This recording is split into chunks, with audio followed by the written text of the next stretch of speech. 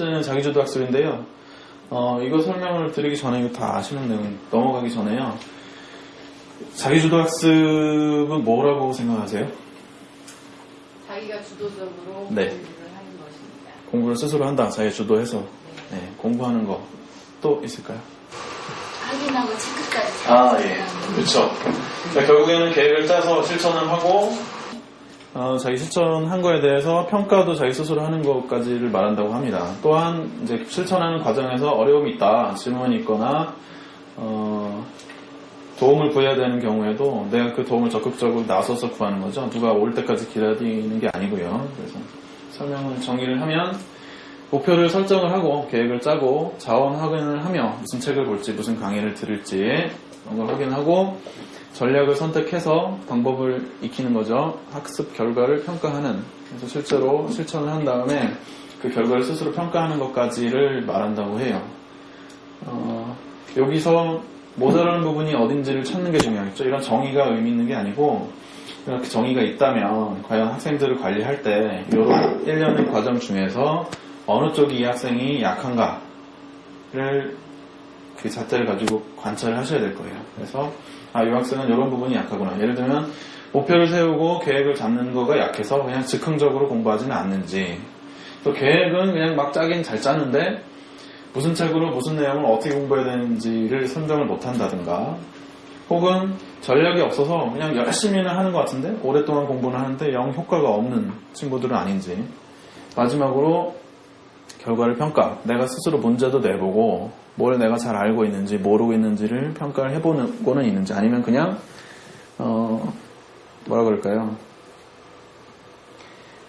공부만 하고 시험 볼 때 무작정 들어가서 시험만 보고 있는 거 아닌지 고민을 해봐야 되겠습니다. 그래서 학생들 관리하실 때는요, 이런 1년의 과정들을 주도권을 갖고 할 수 있도록 동기부여를 하시는 게 되게 중요하겠죠. 첫 번째는요, 자기주도 학습, 그래가지고 단계별로 나누면 4단계라고 구분이 돼요. 예, 그래서 뭐 그로우의 4단계니 해가지고 얘기는 있는데, 그런 명칭보다는 이 단계들이 어떻게 넘어가고 학생들을 어떤 기준에서 관찰을 해서 도움을 줄 수 있을 건가 전략을 세우는 게 더 중요하겠습니다. 첫 번째 단계에 있는 친구들은요, 공부할 마음 형성이 되게 중요해요. 성적으로 굳이 따진다면 한 5, 60점 정도 되는 친구들 있죠. 예. 아직까지 그냥 공부하고 싶다라는 생각도 아직 잘 못 가져본 거죠. 예, 그런 학생들.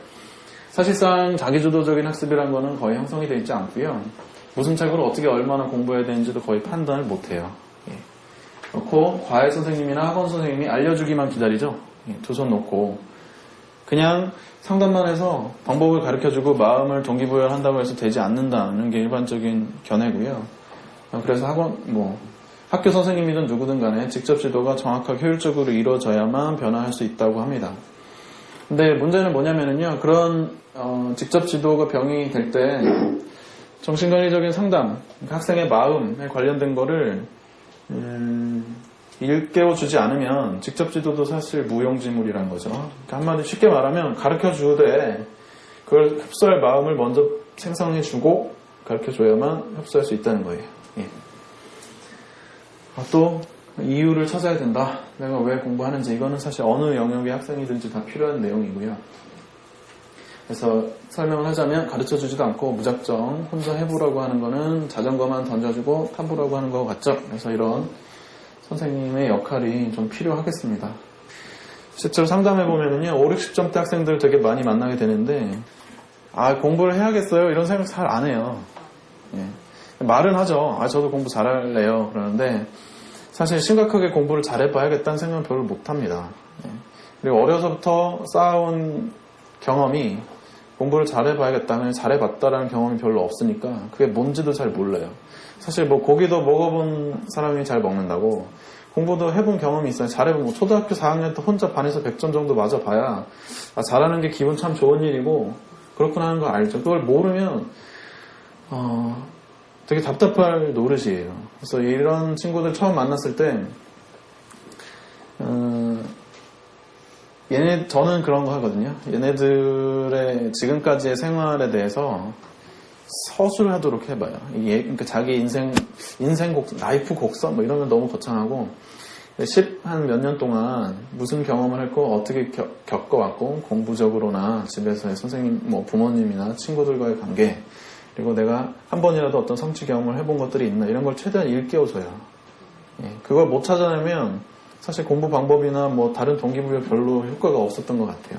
그래서 나도 뭐 하나는 잘하네 라는 게 좀 알려주면 기분 좋아하는 것 같았습니다. 최소한 뭐 동네에서 야 우리 누구는 인사 하나는 제대로 한다. 인사성은 정말 바르다. 거 봐라. 너도 잘하는 게 있지 않느냐. 라는 식으로 계속 접근해 들어가지 않으면 얘네들은 되게 마음이 상처를 많이 받아 있는 것 같아요. 어떨 땐 되게 자포자기도 많이 하고 나는 되는 게 없어요 라고 말하지만 사실은 누구나 다 부르는 재주는 있잖아요. 그런 것들을 같이 발견해 줄 때서야 비로소 공부 쪽으로 유도할 수 있었던 것 같아요.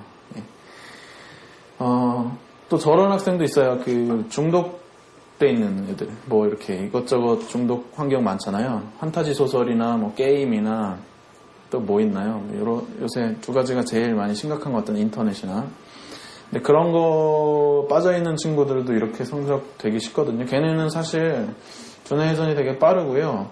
은근히 할 수 있는데 그것에 빠지는 바람에 이렇게 성적이 허장창 떨어지는 경우들이 많아요. 그래서 걔네들은 그걸 어떻게 끊을 건가가 되게 이슈잖아요. 그쵸? 아마 많이 만나실 거예요. 야, 우리 누구누구는 컴퓨터 게임만 해가지고 미치겠다. 방 내내 컴퓨터만 했다. 밤새 뭐. 그래서 그걸 어떻게 중단시킬 건가 되게 고민이 많으실 텐데 단순하게 접근해가지고 되게 힘들고요. 그나마 단순화 시킨다면 그렇게 중독돼 있는 친구들 중에서 그냥 하다 보니까 중독된 애들 있죠. 하다 보니까 잘해서 애들이 막 으쌰으쌰 해주니까 기분 좋아가지고 막 계속 하는 친구들이 있어요. 걔네는 무조건 안 하는 경험을 시켜주지 않으면 못 끊어요. 그러니까 대부분 그러잖아요. 관리 선생님이나 뭐 부모님이나 학교 선생님이 다 전부 다 3시간 공부하면 1시간 게임하게 해줄게 뭐 이렇게 하거든요. 그러고 다 실패하죠. 그렇게 해가지고 끊게 하신 적 있으세요? 거의 불가능해요. 뭐냐면 담배도 그렇고 술도 그렇고 성인들도 안 해야 끊죠. 뭐 중간중간에 뭐 하면 뭐 해줄게 이렇게 해가지고 절대 못 끊어요. 그 재미를 알기 때문에. 그래서 공부 3시간보다 게임 1시간이 더 재밌으니까 그걸 위해서 공부하니까 공부도 잘 안 되고 결국은 게임 1시간이 3시간을 또 늘어나죠. 그래서 차라리 뭐 1주일이고 2주일이고 길면 뭐 한 달 정도 아예 안 하는 약속을 받는 게 나아요. 그래서 네가 만약에 한 달이 지나도 한 달 동안 안 해도 너무너무 죽도록 하고 싶어가지고 미칠 것 같다. 그럼 내가 다시 할 수 있도록 해줄게. 하지만 한 달쯤 안 해보면 달라질 수도 있다 라는 얘기를 많이 해줘요. 이게 가능한 이유는요. 걔네들은 최소한 아직 마음이 남아있거든요. 뭐냐면 그렇게 빠져 있으면서도 자기가 이러지 않았으면 좋겠다 하는 욕구가 있어요. 안에. 그렇게 빠져든 친구들은. 그렇기 때문에 그걸 살려내는 방법이에요. 그렇고 아예 그렇게 빠져든 게 아니라 그냥 뭐랄까 어떤 요인이 있어서 빠져든 친구도 있어요. 집에서의 뭐 부모님과의 관계가 너무너무 안 좋다라든가 학교에서 왕따를 당했다던가 뭐 갑자기 몸이 불어나가지고 아이들한테 놀림을 받는다는 그런 친구들 되게 많이 만났거든요. 걔네들은 그렇게 그냥 안 해보면 안 되겠니? 이런 걸로는 안 돼요. 못 빠져나와요. 아예 스톱을 못해 하루도. 그렇기 때문에 걔네들은요 그런 그 사전 요인 있죠. 이 친구가 왜 판타지 소설 이렇게 탐닉하고 있는가에 대한 사전 요인을 찾아내는 게 더 나아요. 그래서 제가 상담했던 학생 중에도 그 초등학교 때까지는 멀쩡했는데 중학교 올라갈 때쯤에 뭐 어디 호르몬 계통의 문제가 하여간 생겨서 몸이 엄청나게 불어났어요. 그러니까 학교 가니까 애들이 왕따를 시킨다 이거예요. 뚱보 뭐 이러면서. 그 충격 때문에 판타지 소설에 빠져들기 시작을 했고 그 이후로는 판타지 소설 읽는 애들하고만 만난대요.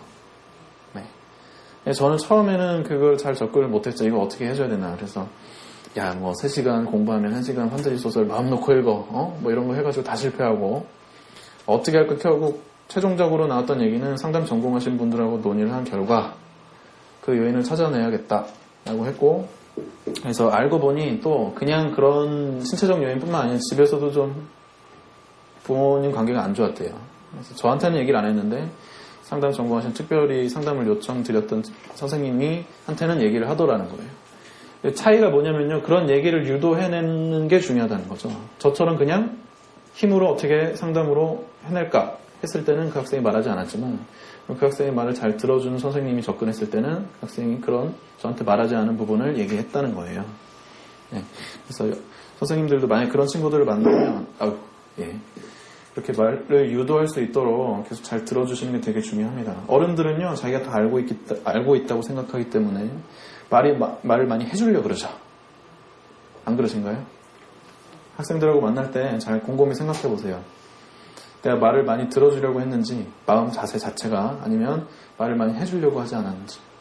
특히 이제 연세가 40이 넘어가기 시작하면 더 말을 많이 해주고 싶어요. 왜 그래요? 많이 안다고 생각되거든요. 내가 그래도 40년 살았는데 말이지. 인생 경험이 있고 말이야. 시행착오를 얼마나 했는데 내가. 그러면서 귀가 막히고 입이 뚫린단 말이에요. 그래서 그거를 방지하셔야 돼요. 절대로. 나이의 문제만은 아니고요. 그렇잖아요. 귀가 두 개고 입이 하나인 건 다 얘기 아시잖아요.